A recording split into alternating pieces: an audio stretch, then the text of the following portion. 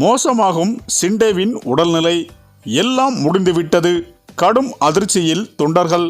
அதாவது மகாராஷ்டிராவில் புதிய ஆட்சி அமைப்பதற்கான நடவடிக்கைகள் தீவிரமடைந்துள்ளது. ஆனால் மகாயுதி தலைவரும் தற்காலிக முதல்வருமான ஏக்நாத் ஷிண்டே உடல்நிலை சரியில்லாமல் இருக்கிறார். அவரது உடல்நிலை இன்னும் சரியாகவில்லை. அவருக்கு டெங்கு மலேரியா பரிசோதனை செய்யப்பட்டது. அவர் மிகவும் பலமடைந்து உள்ளதாக மருத்துவர்கள் தெரிவித்துள்ளார்கள். மேலும் அவர் மருத்துவமனையில் அனுமதிக்கப்பட்ட அவருக்கு எக்ஸ்ரே சிடி ஸ்கேன் செய்யப்பட்டு பின்னர் அவர் மருத்துவமனையில் இருந்து டிஸ்சார்ஜ் செய்யப்பட்டார். மேலும் மருத்துவமனை டாக்டர்கள் குழு அவரை பரிசோதனை செய்தது. முதல்வர் ஏக்நாத் ஷிண்டேவுடன் அவரது மகன் ஸ்ரீகாந்த் ஷிண்டேவும் உடனிருந்தார். தொடர் காய்ச்சல் மற்றும் தொண்டை தொற்று காரணமாக ஏக்நாத் ஷிண்டேவின் பிளட்டுகள் குறைந்துள்ளன. சமீபத்தில் முதல்வர் ஏக்நாத் ஷிண்டே மகா கூட்டணி கூட்டத்திற்காக டெல்லி சென்றிருந்தார். மத்திய உள்துறை அமைச்சர் அமித்ஷா உடனான இந்த சந்திப்பில் தேவேந்திர பட்னாவிஸ் மற்றும் அஜித் பவார் ஆகியோர் கலந்து கொண்டனர். இந்த கூட்டத்தில் பாஜக தேசிய தலைவரும் ஜே.பி. நட்டா கலந்து கொண்டார். இந்த சந்திப்புக்கு பிறகு ஏக்நாத் ஷிண்டே மும்பை திரும்பாமல் நேராக தசராவில் உள்ள தனது கிராமத்துக்கு சென்றார்.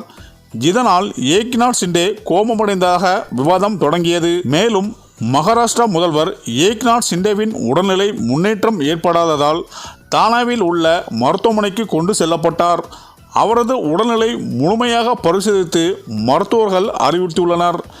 ஏக்நாத் ஷிண்டேவுக்கு சிகிச்சை அளித்து வரும் மருத்துவர்கள் அவரது உடல்நிலை குறித்தும் தகவல் அளித்துள்ளார்கள்.